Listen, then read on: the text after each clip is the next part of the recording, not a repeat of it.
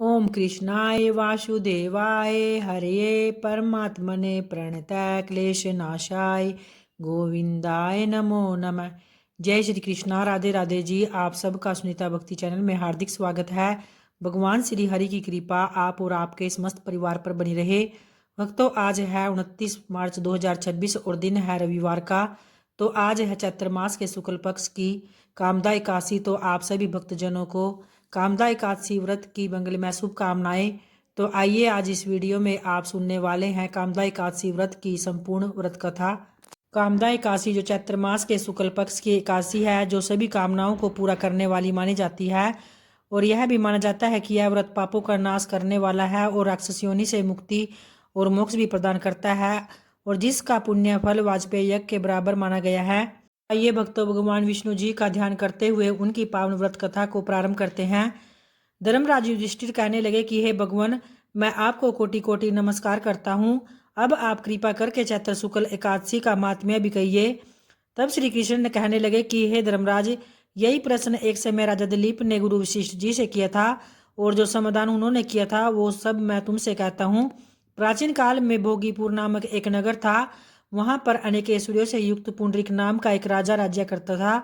तब भोगीपुर नगर में अनेक अप्सरा किन्नर तथा गंधर्व वास करते थे, और उनमें से एक जगह ललिता और ललित नाम के दो स्त्री पुरुष अत्यंत वैभवशाली एक घर में निवास किया करते थे।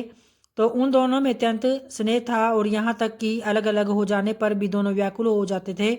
एक समय जब पुंडरीक की सभा में अन्य गंधर्वों सहित ललित भी गान कर रहा था, तो गाते गाते उसकी अपनी प्रिय ललिता का ध्यान आ गया, और उसका स्वर भंग होने के कारण गाने का स्वरूप बिगड़ गया। तो ललित के मन के भाव जानकर कारकोट नामक नाग ने पद भंग होने का कारण राजा से कह दिया। तब पुंडरीक ने क्रोधपूर्वक कहा कि तू मेरे सामने गाता हुआ अपनी स्त्री का स्मरण कर रहा है, अतः तू कच्चा मांस और मनुष्य को खाने वाला राक्षस बनकर अपने किए कर्म का फल भोग। तब पुंडरीक के श्राप से ललित उसी क्षण महाकाय विशाल राक्षस हो गया, और उसका मुख अत्यंत भयंकर, नेत्र सूर्य चंद्रमा की तरह प्रदीप तथा मुख से अग्नि निकलने लगी। तो उसकी नाक पर्वत की कंदरा के समान विशाल हो गई, और गर्दन पर्वत के समान लगने लगे। सिर के बाल पर्वतों पर खड़े वृक्षों के समान लगने लगे, तथा भुजाएं भी अत्यंत लंबी हो गई, और कुल मिलाकर उसका सारा शरीर 8 योजन के विस्तार में हो गया। तो इस प्रकार राक्षस होकर वह अनेक प्रकार के दुख भोगने लगा। जब उसकी प्रियतमा ललिता को यह वृत्तांत मालूम हुआ, तो उसे अत्यंत खेद हुआ, और वह अपने पति के उद्धार का यत्न सोचने लगी। वह राक्षस अनेक प्रकार के घोर दुख सहता हुआ घने वनों में रहने लगा। तो उसकी स्त्री ने उसके पीछे पीछे जाते हुए विलाप करती हुई उसके पीछे पीछे चली। तो एक बार जब ललिता अपने पति के पीछे पीछे घूमती हुई विंध्याचल पर्वत पर पहुंच गई, जहां पर श्रृंगी ऋषि का आश्रम था, तो ललिता शीघ्र ही श्रृंगी ऋषि के आश्रम में गई और वहां जाकर विनीत भाव से प्रार्थना करने लगी। तो उसे देखकर श्रृंगी ऋषि बोले कि हे सुबगे, तुम कौन हो और यहाँ किस लिए आई हो? तब ललिता बोली कि हे मुने, मेरा नाम ललिता है। मेरा पति राजा पुंडरीक के श्राप से विशालकाय राक्षस हो गया, तो इसका मुझे को महान दुख हुआ है।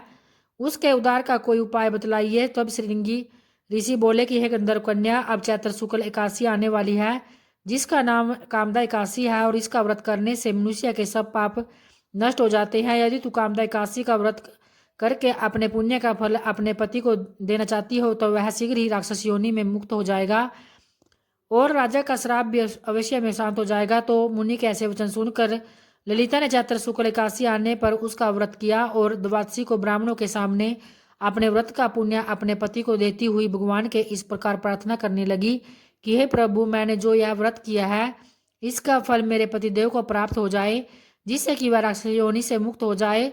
तब एकादशी का फल देते हुए उसका पति राक्षस योनि से मुक्त होकर अपने पुराने स्वरूप को प्राप्त हो गया, और फिर अनेक सुंदर वस्त्रानुभूषणों से युक्त होकर ललिता के साथ विवाह करने लगा। तो उसके पश्चात वे दोनों विमान में बैठकर अंत में स्वर्गलोक को चले गए। तो मुनि वशिष्ठ कहते हैं कि हे राजन, इस व्रत को विधि पूर्वक करने से समस्त पाप नष्ट हो जाते हैं, तथा राक्षस आदि की योनि भी छूट जाती है। तब संसार में इसके बराबर कोई और दूसरा व्रत नहीं है। इसकी कथा पढ़ने या सुनने से मनुष्य को वाजपेयी यज्ञ का फल प्राप्त होता है। और आइए अब भगवान विष्णु जी का ध्यान करते हुए उनकी आरती को प्रारंभ करते हैं।